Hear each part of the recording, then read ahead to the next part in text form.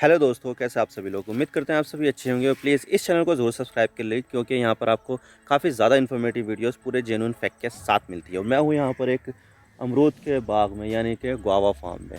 तो चलिए देखते हैं आज का क्या मसला है।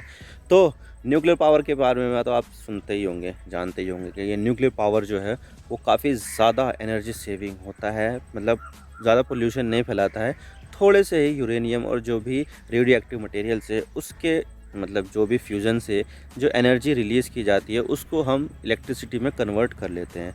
और दुनिया भर में ही आप देखोगे तो न्यूक्लियर एनर्जी का इस्तेमाल बहुत ज़्यादा किया जाता है। भारत में भी बहुत ज़्यादा इस्तेमाल किया जाता है। हमारे नज़दीक नरोरा में, जो ज़िला बुलंदशहर में आता है, वहाँ पर एक न्यूक्लियर पावर प्लांट है जिससे बिजली बनती है न्यूक्लियर एनर्जी से। लेकिन दुनिया भर में जो सबसे ज़्यादा खतरा जो आ रहा है इस समय, वो यूक्रेन में आ रहा है, क्योंकि आप देख सकते हो कि रशिया ने यूक्रेन के ऊपर बहुत ही ज़बरदस्त युद्ध छेड़ रखा है। बहुत ज़्यादा लड़ाई हो रही है और अब इसकी जो जद में है वो यूरोप का सबसे बड़ा न्यूक्लियर पावर प्लांट ज़ैपोरिज़िया का है। ये दुनिया का तो छोड़िए, यूरोप का जो है वो सबसे बड़ा पावर प्लांट है। लेकिन यहाँ पर युद्ध की वजह से इसमें काफ़ी ज़्यादा डैमेज हो चुका है और इस डैमेज के कारण अब ये डर लग रहा है कि यहाँ पर एक दूसरा चेरनोबिल जैसा हादसा ना हो जाए और न्यूक्लियर मटेरियल जो है वो एटमॉस्फेयर में रिलीज़ ना हो जाए। तो अब इसी वजह से जो यूरोपियन यूनियन है वो 55 लाख एंटी रेडिएशन पिल्स देगा। तो ये एंटी रेडिएशन पिल्स क्या होती है, आज इसके बारे में पूरी डिटेल के साथ बात करते हैं। तो चलिए शुरू करते हैं। तो Anadolu agency EU send 5.5 potassium iodide pills to Ukraine amid radiation concern. ये जो पोटेशियम आयोडाइड पिल्स जो है इसको एंटी रेडिएशन पिल्स कहते हैं। तो बात करते हैं कि मामला क्या है। तो देखिए, रूस ने यूक्रेन पर हमला कर रखा है और अब इस युद्ध के 6 महीने हो चुके हैं और ये इसका 7वां महीना चल रहा है। रूस ने यूक्रेन पर हमला करके यूक्रेन को काफ़ी ज़्यादा नुकसान पहुंचाया और कई सारे शहर ज़मींदोज़ हो गए हैं और कई सारे होने वाले हैं। और ये युद्ध इतनी जल्दी भी ख़त्म नहीं होने वाला है और अब तो यूक्रेन न्यूक्लियर डिज़ास्टर के मुहाने पर खड़ा है और क्या पता आने वाले समय में हमें फिर से एक और चेरनोबिल वाला हादसा देखने को मिले। ये बात कर रहा हूँ ज़ैपोरिज़िया पावर प्लांट की। ये पावर प्लांट एक न्यूक्लियर पावर प्लांट है और यूरोप की धरती पर मौजूद सबसे बड़ा न्यूक्लियर पावर प्लांट है।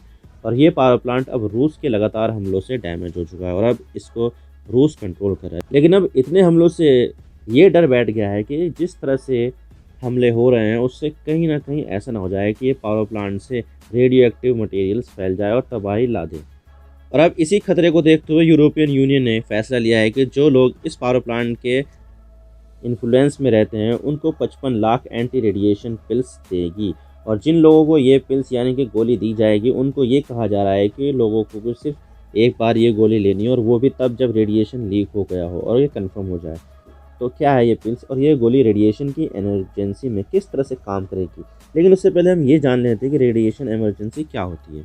तो देखिए, कोई प्लान्ड इवेंट नहीं होता है ये, और ये अचानक से ही हो जाता है जिसकी कोई कल्पना भी नहीं कर सकता है। और ऐसा ही हादसा यूक्रेन में मौजूद चेरनोबिल पावर प्लांट में हुआ था।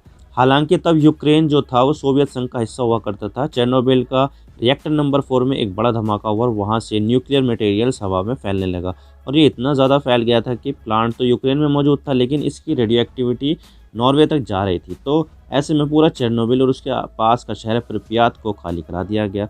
तो ये थी एक न्यूक्लियर इमरजेंसी। लेकिन जब इस तरह के हादसे हमारे सामने आते हैं तो उनको रोकना बेहद ज़रूरी होता है, क्योंकि रेडियो एक्टिव पदार्थ से अगर हमारा शरीर एक्सपोज हो जाए तो ये कैंसर भी हो सकता है, जिससे हमारी जान भी जा सकती है। और इस तरह से एक्सपोजर को रोकने के लिए एंटी रेडिएशन के टैबलेट का इस्तेमाल किया जाता है। लेकिन अब सवाल ये आता है कि एंटी रेडिएशन पिल्स क्या है। तो देखिए, जो टैबलेट है ना, ये पोटेशियम आयोडाइड की टैबलेट है जिसको हम एंटी रेडिएशन टैबलेट भी कहते हैं। और ये टैबलेट रेडिएशन के एक्सपोजर में कुछ प्रोटेक्शन दे सकती है। इसमें एक ऐसा आयोडीन होता है जो नॉन रेडियो एक्टिव होता है और ये रेडियो एक्टिविटी को कुछ हद तक ब्लॉक कर सकता है।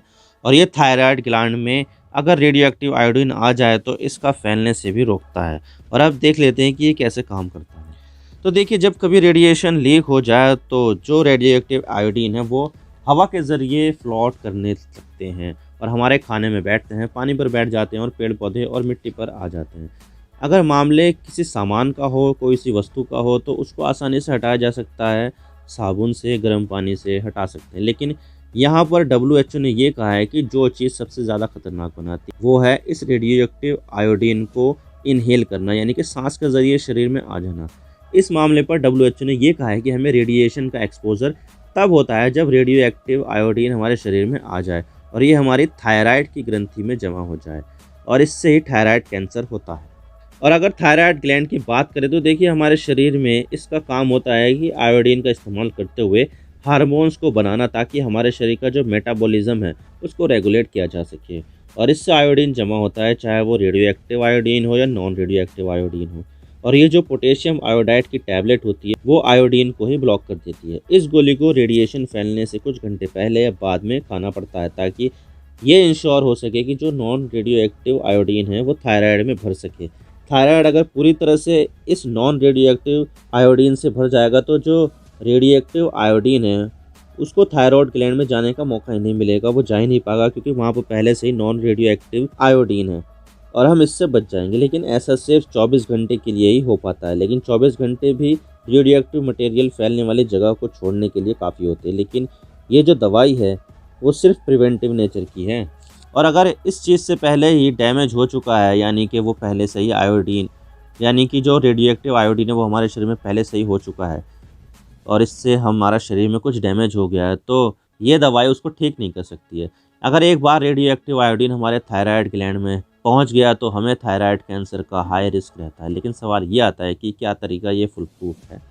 तो देखिए ये एंटी रेडिएशन गोली 100% प्रोटेक्शन नहीं दे सकती है, क्योंकि देखा जाए तो इसकी इफेक्टिवनेस डिपेंड करती है हमारे शरीर में कितना रेडियो एक्टिव आयोडीन जाता है। और इसके अलावा ये दवाई हर किसी के लिए भी नहीं है। 40 से नीचे लोगों को ही ये दवाई रिकमेंड की जाती है, यानी कि जो 40 साल से ऊपर होगा उसको रिकमेंड नहीं की जाती है। हालांकि देखा जाए तो ये सिर्फ थायराइड ग्लैंड को ही प्रोटेक्ट कर सकती है। अगर हमारे शरीर के दूसरे भागों पर भी रेडियो एक्टिव आयोडीन आते हैं तो उसमें उसके अगेंस्ट ये प्रोटेक्शन नहीं देगी, यानी कि ये सिर्फ थायराइड कैंसर को रोकने के लिए काम आ सकती है, वो भी सिर्फ और सिर्फ रेडिएशन शुरू होने से पहले कुछ घंटों के लिए।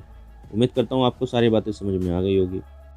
आप मेरे इंस्टाग्राम पर भी जुड़ सकते हो। आप सिंपली जाइए इंस्टाग्राम में और सर्च कीजिए I_इमरान सिद्दीकी और आप मुझे फॉलो कर सकते हैं। इसके अलावा आप मुझे ट्विटर पर भी फॉलो कर सकते हैं, यहाँ पर भी सेम ही यूज़र नेम है I_इमरान सिद्दीकी। तो दीजिए मुझे इजाज़त, मैं मिलता हूँ आपसे नेक्स्ट वीडियो में। अगर आपको वीडियो थोड़ी सी भी पसंद आए तो चैनल को ज़रूर सब्सक्राइब कीजिए। Thank you for watching. I really appreciate your precious time. God bless you all. Now signing off.